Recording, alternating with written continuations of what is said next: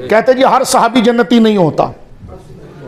میں نے کہا جس پیر کے آستانے پر تو تقریر کر رہا ہے وہاں تو الا ان اولیاء والی آیت پڑھ کر انہیں قطعی جنتی ثابت کر رہا ہے، اور ہمارے نزدیک اس صاحب مزار کے جنتی ہونے میں کوئی شک نہیں ہے. لیکن ہم پوچھ رہے ہیں کہ جس کے لیے آیت نہیں اتری تھی اصلاً، وہ تو عمل کر کے اس راستے کی طرف آیا، اس ولی کا تو جنتی مان رہا ہے، اور جن کو قرآن نے ان کے عمل کی قبولیت کی سند دے کر ولی کہا ہے تو ان کے جنتی ہونے کا انکار کر رہا ہے.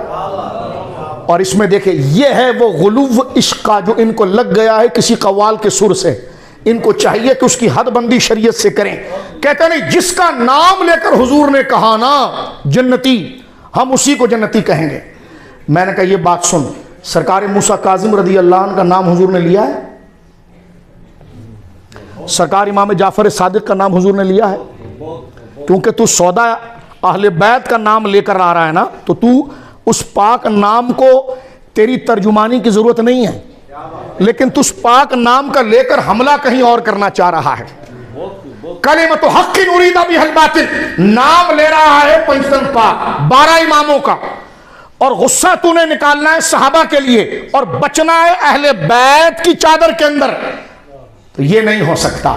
غور کیجئے، یہ کہنا کہ ہر صحابی کا نام آ جائے تو وہ جنتی ہے، اور جس کا نام رسول اللہ نے زبان سے نہیں لیا وہ ان کے بارے میں ہم حسن ظن رکھیں گے.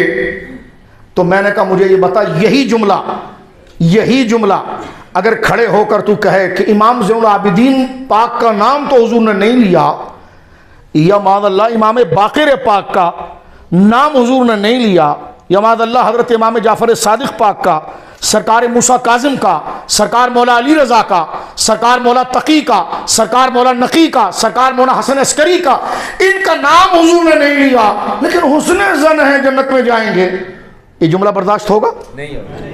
مجھے جملہ برداشت ہوگا؟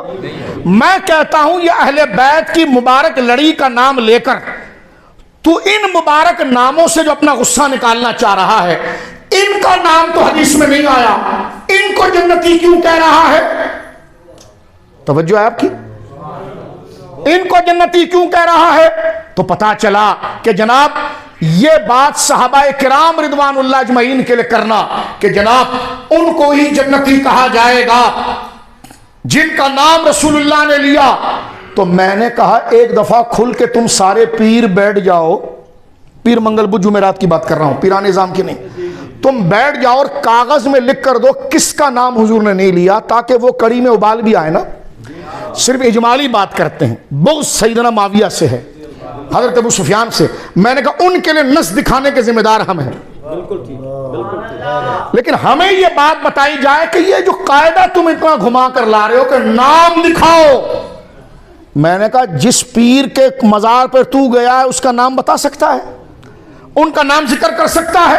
ہمارے نزدیک ان کے جنتی ہونے میں کوئی شک نہیں.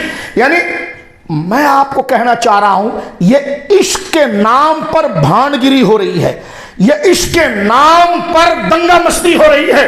اہل سنت میں کبھی یہ مزاج نہیں رہا، لہذا آج کے عرس پاک کے اندر ہم اس قول کی تردید کرتے ہیں اور یہی کہتے ہیں کہ اہل سنت کا یہی مشرب و مقصد ہے کہ ہر صحابی جنتی ہے، بلکہ ہر کلمہ گو مسلمان جنتی ہے.